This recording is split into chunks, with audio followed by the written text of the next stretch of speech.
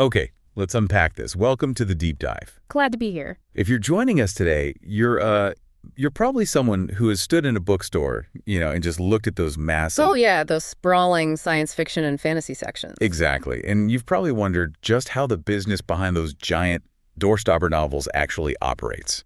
Right, because you see these massive series taking up entire shelves. Yeah, and there's a certain mythology around it, right? The solitary author typing away in a dimly lit room, just pouring their soul onto the page. It's a very romantic idea. It is. But today, we're going to completely shatter that illusion. We are looking at the explosive, multi-million-dollar business of modern fantasy publishing. It's a completely different world now. It really is. And we're going to do it by exploring how a single author can transition from simply writing words on a page to becoming a massive, undeniable corporate enterprise. It's an incredible transformation to witness, especially when you consider how much the publishing industry has changed just in the last 10 years or so. Yeah. Because we aren't just talking about selling books through traditional channels anymore. Right, like hoping a bookstore places a hardback face out on a table so someone trips over it. Exactly. We're talking about direct-to-consumer empire. The mechanics behind it are far more intricate than most readers ever realize. And to really get into the weeds of this, we're using a very specific and highly opinionated guiding source today. Yes, we are. It's a commentary video from a YouTube creator and independent author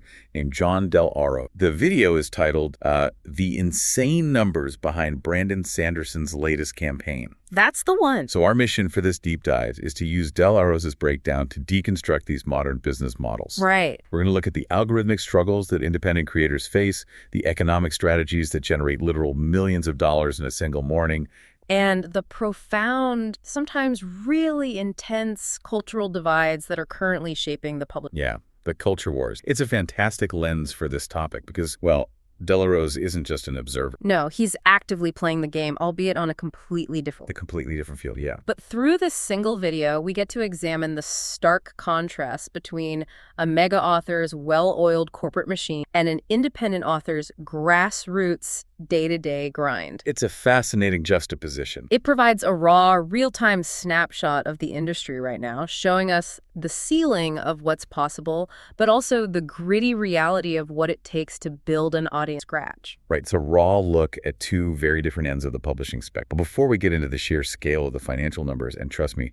the numbers are going to blow your mind. They really are. We need to set the stage for how we're going to handle some of the content in this video. Yes, and this is a crucial note for you listeners. As we dissect Del Aro's video, you're going to hear us discuss some highly charged political commentary regarding the ongoing culture wars in literature. Very highly charged. Del Aro makes several very strong, very specific claims regarding political agendas, social issues, and personal beliefs within the fantasy. Just to be absolutely clear with you, our job today isn't to agree or disagree with his politics. Exactly. Neither of us is taking a side, endorsing or condemning the viewpoints. Right. Think of us as your impartial guide through a really complex ecosystem. We're strictly looking at this through the lens of how ideology is being used as a business strategy. And a marketing tool. Exactly. A marketing tool in modern publishing. That's the best way to frame it. We're analyzing these claims to understand them as a reflection of the current lens genre. The culture war is a massive factor in how books are marketed, how audiences are built, and how creators position themselves against their competitors. You can't separate the two anymore.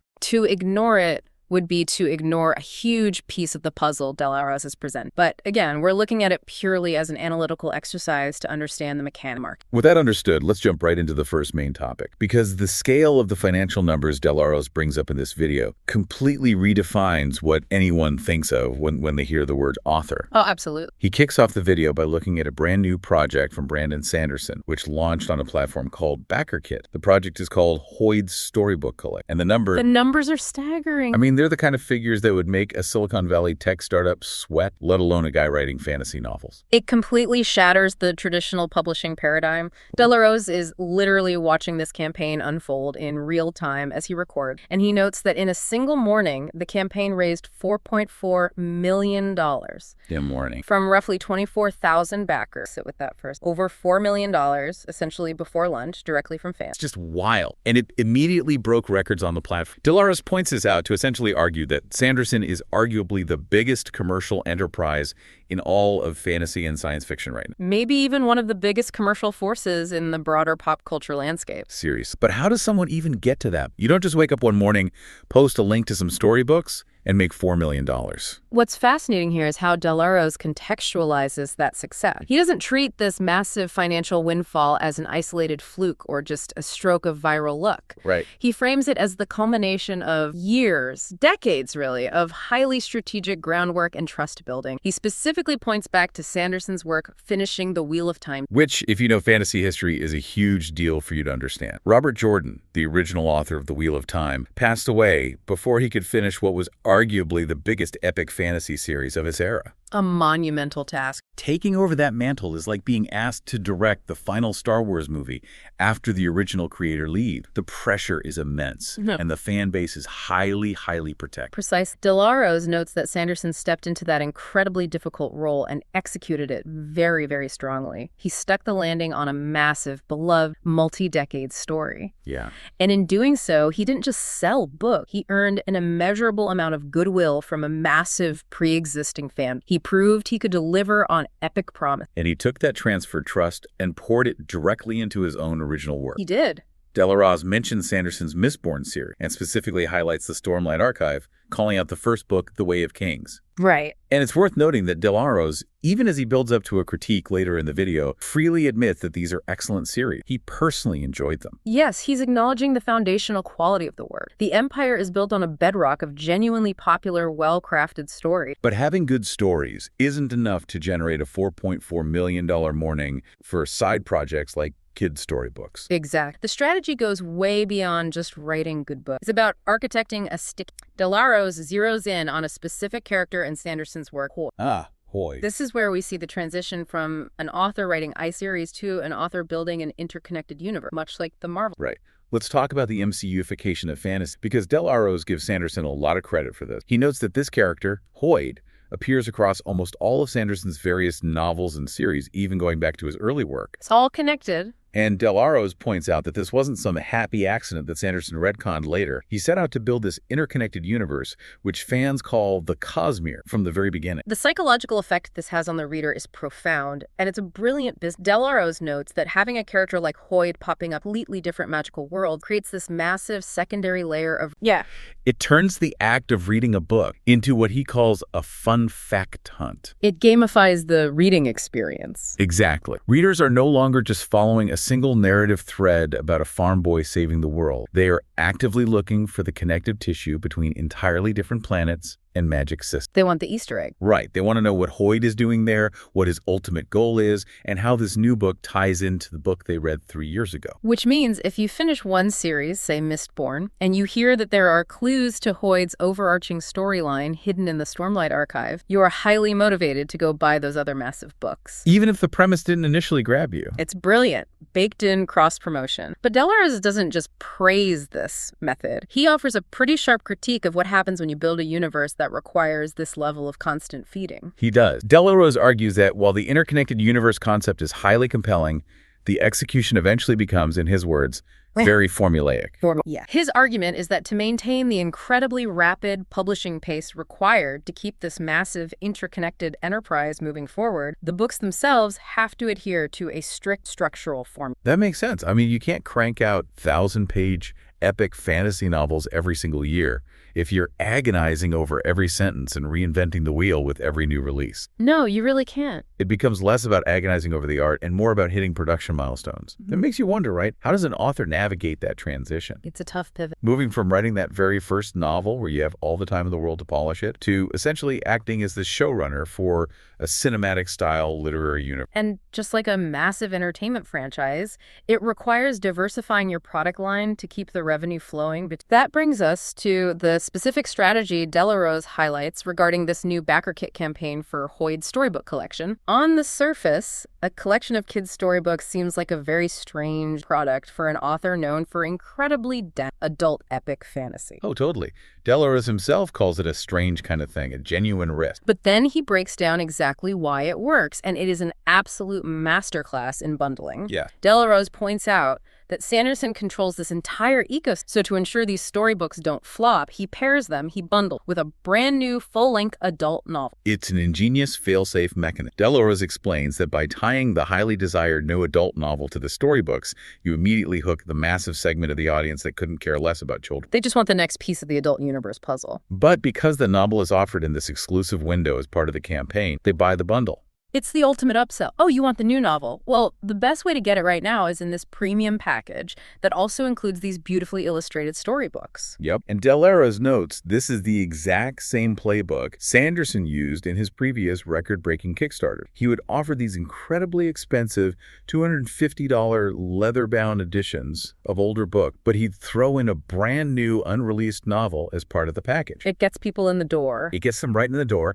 and once they're there, the friction to just upgrade to the massive all-inclusive package drastically reduced. And the strategy doesn't start with just the book. Del Arroz highlights the high-end collaborations that this level of sheer financial power unlock. When you have millions of dollars of guaranteed revenue, you can bring in serious, top-tier talent to make the product completely irresistible. Who did he bring? He notes that Sanderson brought in Dan Wells, an established author and co-host of their shared writing podcast, to work on the project. Which instantly brings in Dan Wells' fans, plus the massive audience of aspiring writers who listen to that podcast. It's perfect cross-pollination. Exact. Furthermore, Del Arroz specifically points out the inclusion of an artist named Argyle. He identifies Argyle as a premier, highly sought-after artist for the massive trading card game Magic: The Gathering. Huge game.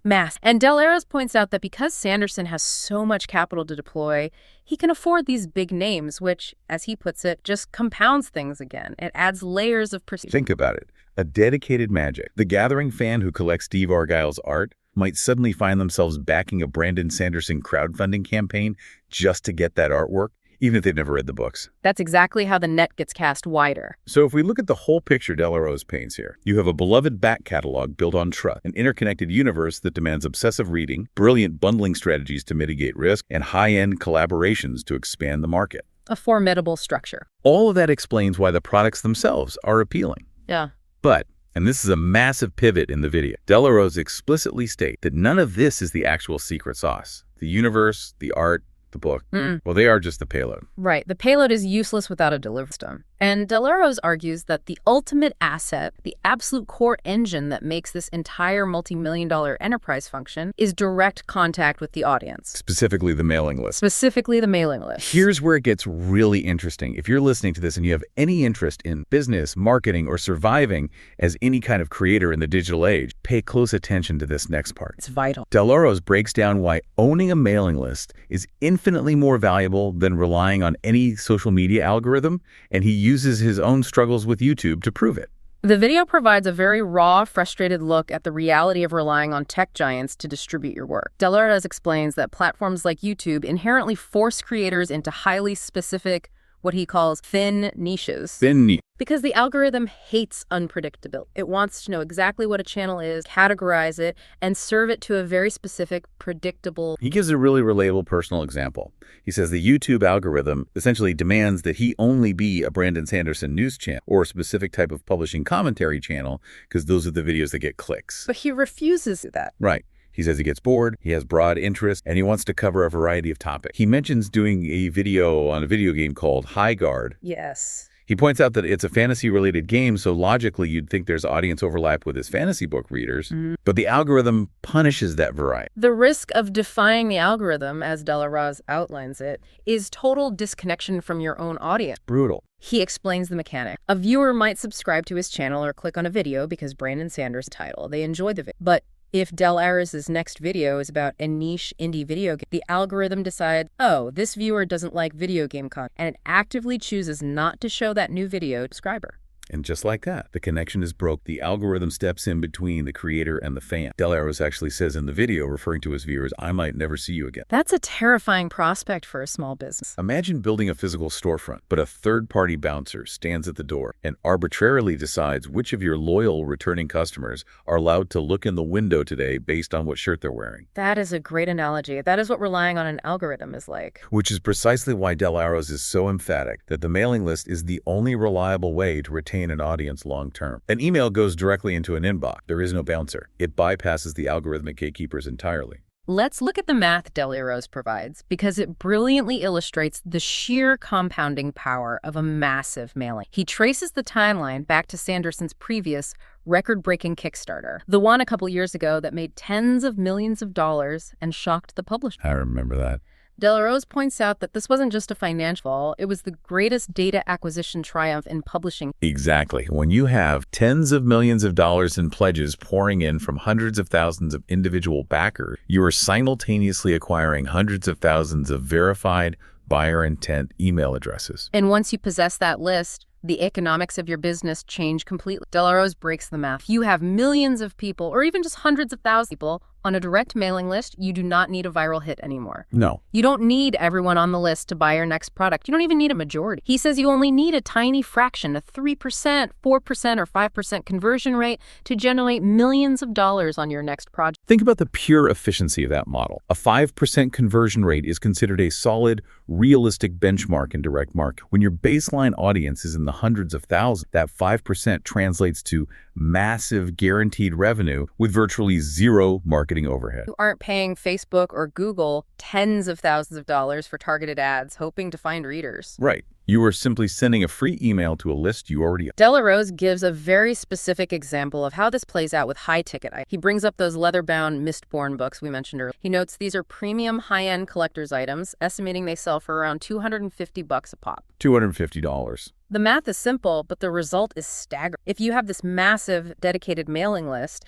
and just a few thousand of those people decide they want a beautiful $250 book for their shelf, well, a few thousand times 200 equals $1 million instantly. Again and again. This is where the system becomes a self-sustaining perpetual motion machine of revenue. Delarose outlines the compounding cycle. It goes like this. You run a successful crowdfund. Check. That builds your mailing list. You use that expanded mailing list to directly market and fund the next high-ticket item, like the leather-bound books. That massive high-profile project naturally attracts media attention and organic buzz, which brings in entirely new people to the campaign. Who then give you their emails. Exactly. The list grows, the conversion pool grows, and the cycle repeats, compounding itself every single time. It's incredible, and it has massive, broader implications for the digital. It's the fundamental battle of audience owners. Are you renting your audience from tech giants like YouTube, Twitter, TikTok, or even Kickstarter, or do you own the literal means of communication via... It's the difference between being a tenant farmer and a landowner in the digital landscape. If YouTube changes its algorithm tomorrow, which they do constantly,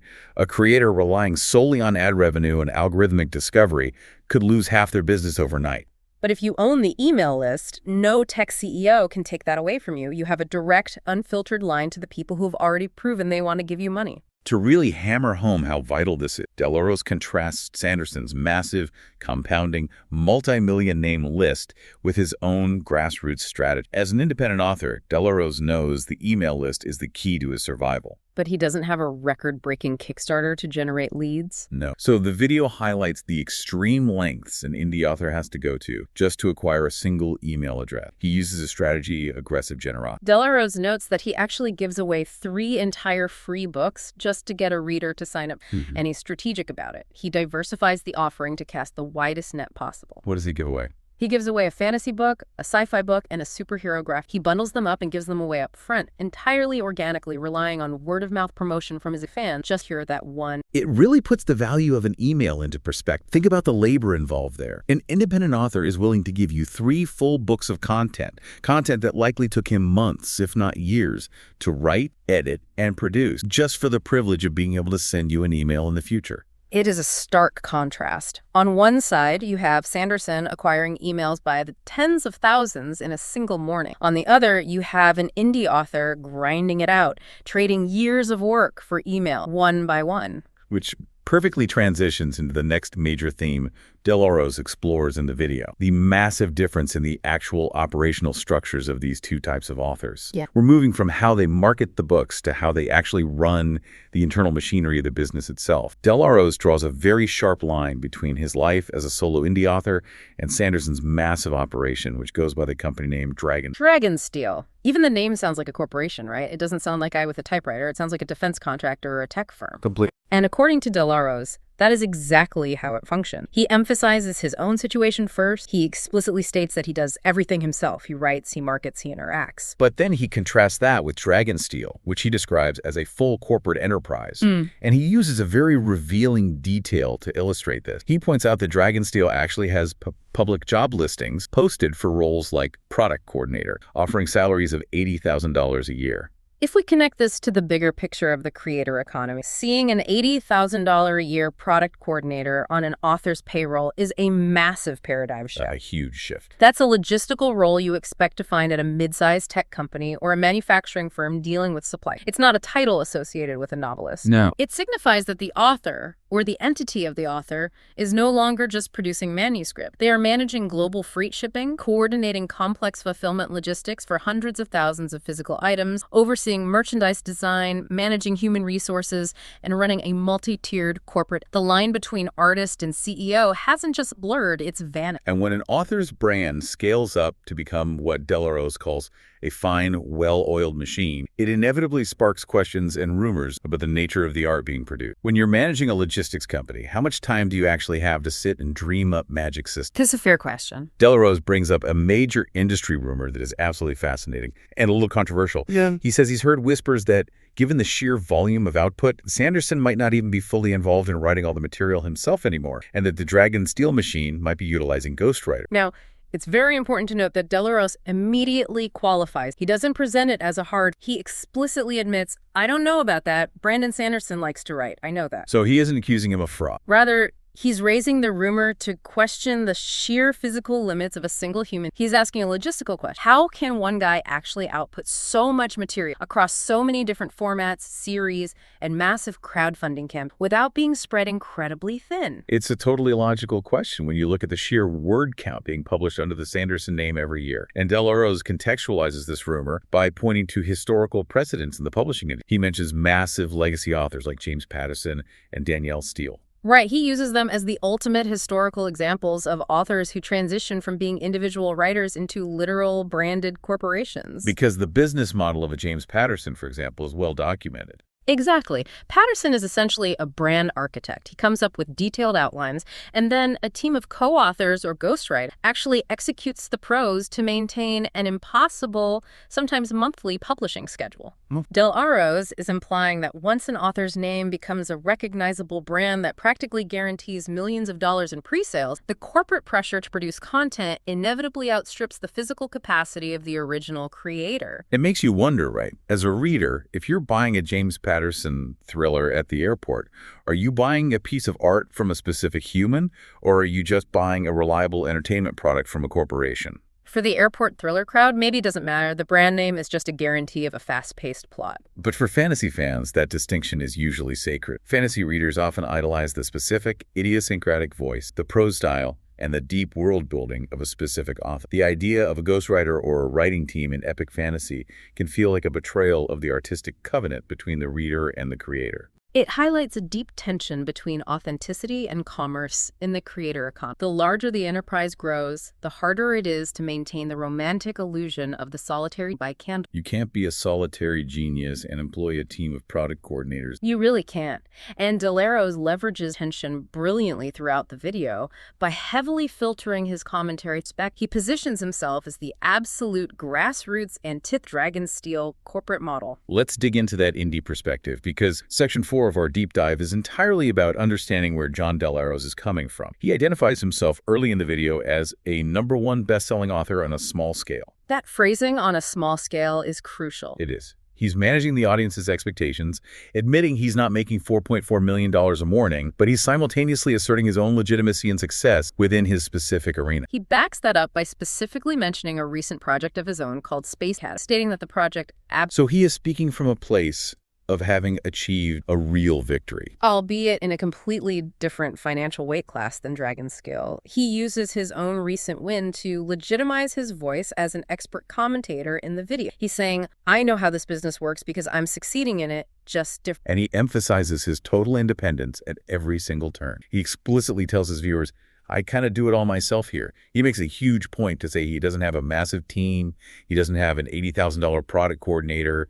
He doesn't have a corporate structure doing the heavy lifting for him. None of it. He relies entirely on his direct relationship with his viewers and the organic word-of-mouth marketing that his audience provides. He calls his operation completely organic. So what does this all mean? When we put these two models side by side, what do we actually... Delarose's video serves as a perfect case study of the two extremes of modern publishing in the 20s. Two absolute poles. In one corner, you have the multi-million-dollar corporate behemoth, the well-oiled machine that is Brandon Sanderson's Dragonsteel, insulated from algorithmic changes by a massive compounding mailing list, capable of hiring top-tier talent and functioning like a major entertainment show. And in the other corner, you have the grassroots independent author, John Del Arro's, fighting tooth and nail for every single newsletter subscriber, offering years of his work for free just to get a foot in the door and handling every aspect of the writing, publishing, and marketing himself. He focuses heavily on the pride he takes in that. He really does.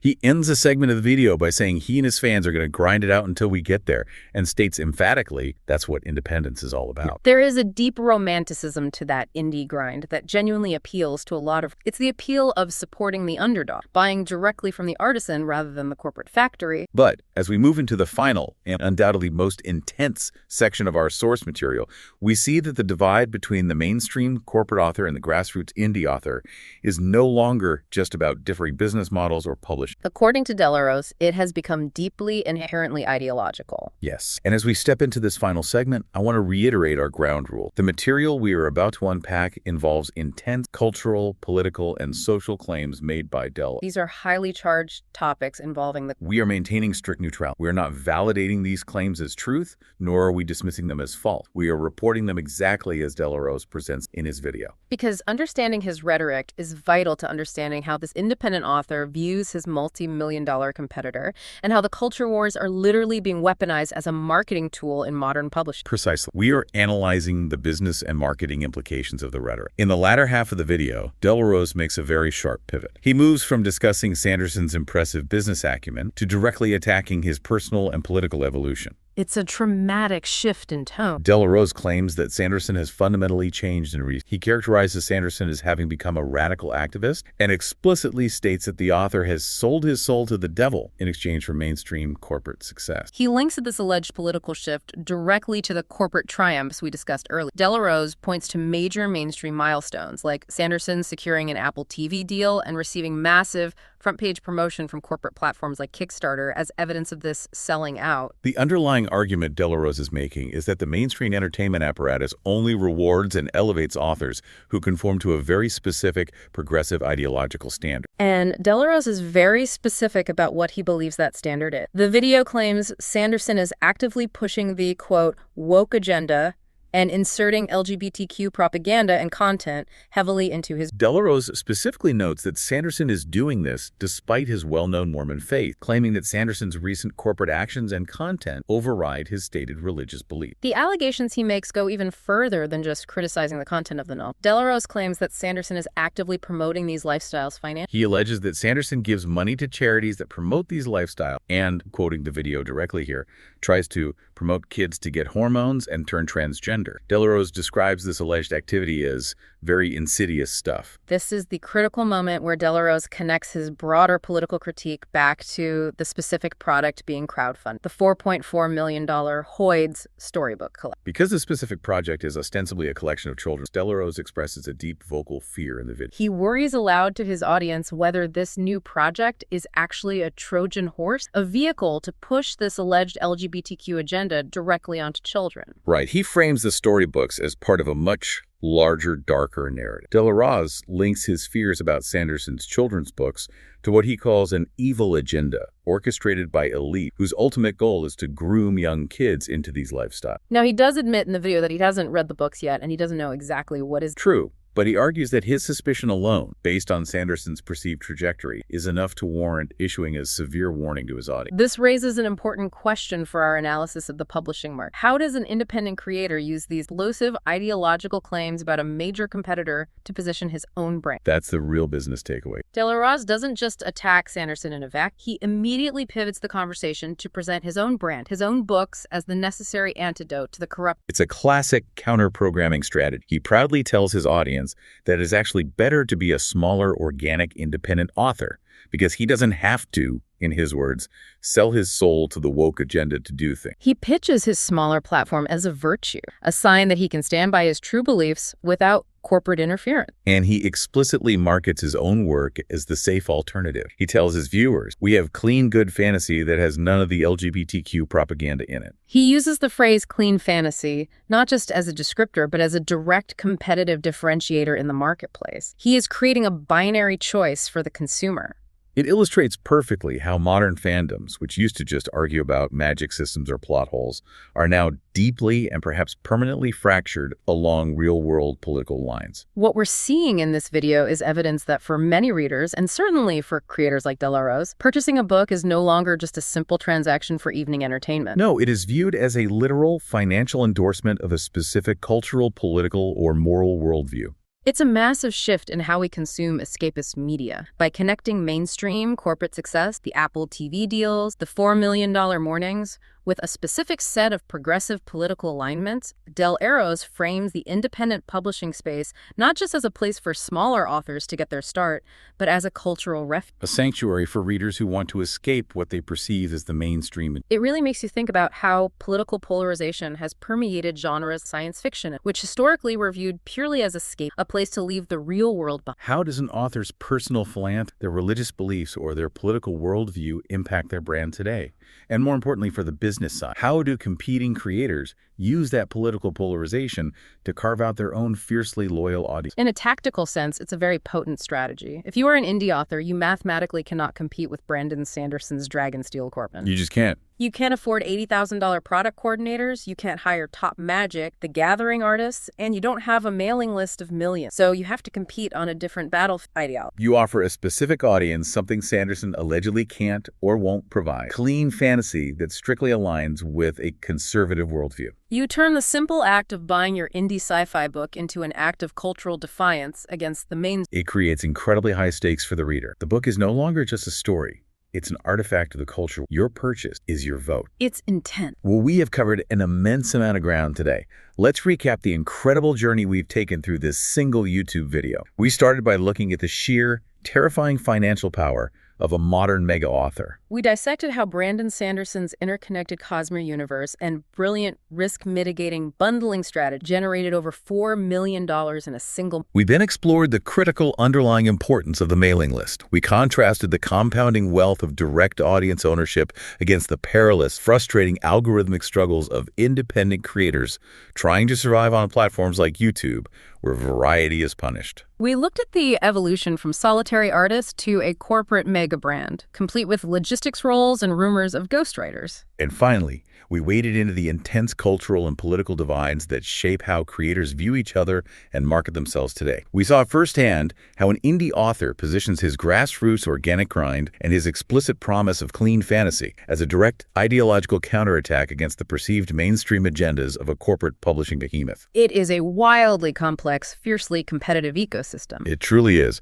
And I want to leave you, the listener, with one final provocative thought to mull over as you go about your day. We spent this deep dive looking at how both the corporate megastars and the grassroots indie authors are utilizing direct-to-consumer tools like massive email lists and crowdfunding platforms to entirely bypass traditional gatekeepers. If the ultimate power in publishing is now the direct-to-consumer connection, does that mean the traditional publishing houses in New York are entirely obsolete? And if authors, both big and small, can build their own isolated empires and their own ideological echo chambers, relying solely on their private mailing list, what happens to the shared cultural touchstones of literature in the future? If we are all just retreating to our own corners, reading the authors who explicitly confirm our pre-existing world delivered directly to our customized inbox, will there ever be another book that the whole world reads and discusses together? That is a fascinating and slightly terrifying question to end on.